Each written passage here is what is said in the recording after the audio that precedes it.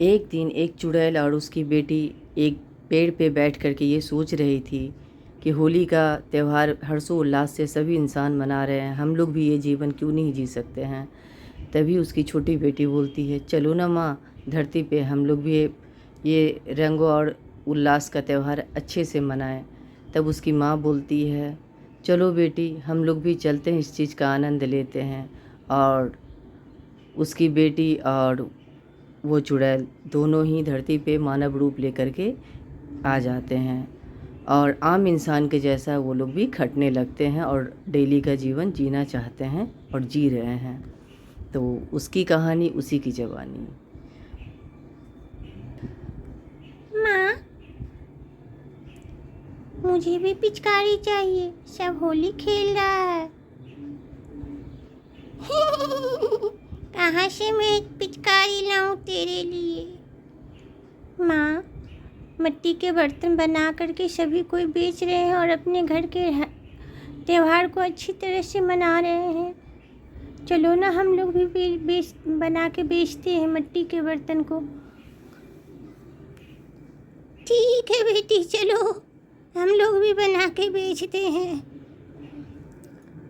फिर मंजू और उसकी माँ दोनों मिलकर मिट्टी के बर्तन को बना करके बाज़ार चले जाती है और उसकी माँ अच्छी से बेचती है बर्तन को, और जो उससे जो पैसा मिलता है उससे होली का त्यौहार मनाने के लिए बहुत सारे रंग और पिचकारी लाती है और बोलती है, इसे कुछ बाज़ार में भी सेल कर देती हूँ मैं,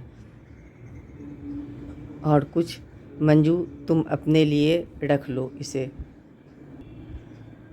तभी मंजू और उसकी माँ बाज़ार के लिए निकल पड़ते हैं कि कुछ रंगों और पिचकारी को मैं बेच देती हूँ बाज़ार में, उससे जो मिलेंगे पैसे उससे मैं पकवान का इंतज़ाम कर लूँगी।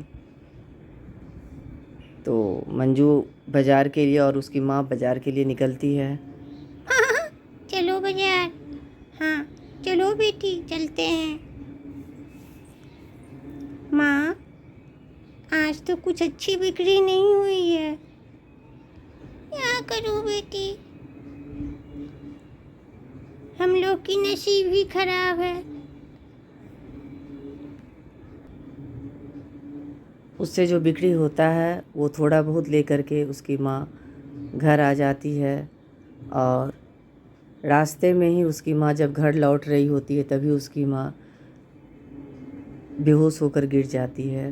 तभी मंजू अपनी माँ को जैसे तैसे घर ले आती है और देखती है तो बहुत तेज़ बुखार है, और उसे मलहम पट्टी करती है, पानी की पट्टी उसे लगाती है। और मंजू बहुत चिंतित हो जाती है, अब रोजी रोटी का इंतज़ाम कैसे होगा, क्या करूँगी अब मैं। तभी वो सारे रंगों और पिचकारी को लेके बाज़ार में बैठ जाती है। सब इधर पिचकारी और रंग और गुलाल से सभी बच्चे खेल रहे थे। वहाँ मंजू अपने दुकान को लगा के बैठी हुई थी। तब सब बड़ी बड़ी दुकान से शॉपिंग कर रहे थे, तो रोड पे बैठे हुए मंजू की कोई दुकान नहीं देख रहा था, उससे बढ़िया सब दुकान से ही ले रहे थे। तभी मंजू सोचती है, लगती है आज भी कमाई नहीं होगी मेरी, आज ही ऐसे ही लौटना पड़ेगा मुझे घर। तभी एक बच्चा मंजू की तरफ आता है और अपनी माँ को बोलता है, माँ, मुझे वो पिचकारी चाहिए। तभी उसकी माँ बोलती है, नहीं बेटा, चलो वो बड़े वाली दुकान से दिला देती हूँ। तभी मंजू बोलती है, ले लीजिए ना आंटी, क्या होगा, ये भी अच्छी पिचकारी है, मेरी भी कुछ कमाई हो जाएगी। तभी आंटी बोलती है, उसे दया आ जाती है मंजू पे और वो उसकी पिचकारी को ख़रीद लेती है और कुछ रंग भी ले लेती है, जिससे कि मंजू की कमाई थोड़ी हो जाती है।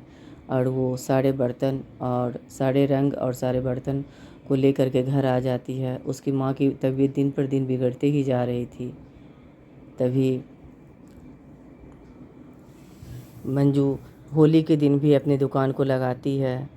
तभी वो आंटी दूर से ही उसे देखती है कि आज भी मंजू सारा दुकान बंद है और मंजू दुकान लगा के बैठी हुई है। तो मंजू उस आंटी आके बोलती है, बेटी, आज तुम क्यों दुकान लगाई हो? तो बोलती है आंटी, मेरी स्थिति ठीक नहीं है, मुझे खाने के लिए कुछ पैसे नहीं हैं, नहीं बेचूंगी तो मैं माँ का इलाज कैसे कराऊंगी। तभी आंटी बोलती है, क्या हुआ बेटी तुम्हारी माँ को? तो वो बोलती है, मेरी माँ बहुत बीमार है, बहुत दिन से बहुत बीमार है, और मेरा उनके सिवा और मेरा कोई नहीं है दुनिया में। तभी आंटी बोलती है, चलो बेटी तुम मुझे लेके चलो और अपनी माँ से मिलवाओ। तो वो जाती है तो देखती है उसकी माँ सोई है और उसे बहुत तेज़ बुखार है। तभी उसकी आंटी बोलती है कि चलो इन्हें हॉस्पिटल लेके जाते हैं। तभी वो बोलती है कि आंटी इतने पैसों में तो मैं डॉक्टर का फ़ीस भी नहीं दे पाऊँगी और इलाज कहाँ से कराऊँगी। तभी आंटी बोलती है, अब तुम चिंता नहीं करो बेटी, हम तुम्हारी माँ का इलाज कराएंगे। तभी वो लेके जाती है और हॉस्पिटल में भर्ती करती है। तो उसे डॉक्टर बोलते हैं इसे मलेरिया हो गया है। काफ़ी खर्चा आता है इस बीमारी में। उसकी आंटी सारा खर्च उठाती है और उनको ठीक करती है। और ठीक करने के बाद उसे तभी उसकी माँ बोलती है, मंजू की माँ बोलती है, मैं मैं आपका किस तरह से शुक्रिया अदा करूं? मुझे तो समझ ही नहीं आता है। मैं आप जैसा इंसान तो कहीं देखी ही नहीं हूँ। तभी आंटी बोलती है, नहीं नहीं, एक दूसरे के मदद से ही तो ये धरती टिका हुआ है।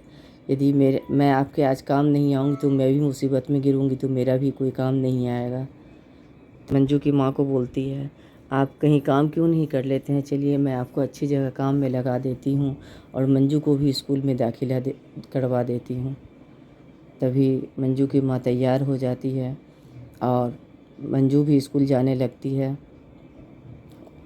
तभी धीरे समय बीतता है और मंजू की माँ भी एक अनाथ आश्रम में झाड़ू पोछा का काम करती है। वो भी काम करने लगती है और इधर मंजू भी पढ़ लिख कर कलेक्टर बन जाती है। और दोनों माँ बेटी के अच्छे दिन आ जाते हैं। इससे सारे अनाथ बच्चों को भी प्रेरणा मिलती है कि किसी भी कैसे भी परिस्थिति में हिम्मत नहीं हारनी चाहिए। और खुशी खुशी दोनों माँ बेटी रहने लगते हैं।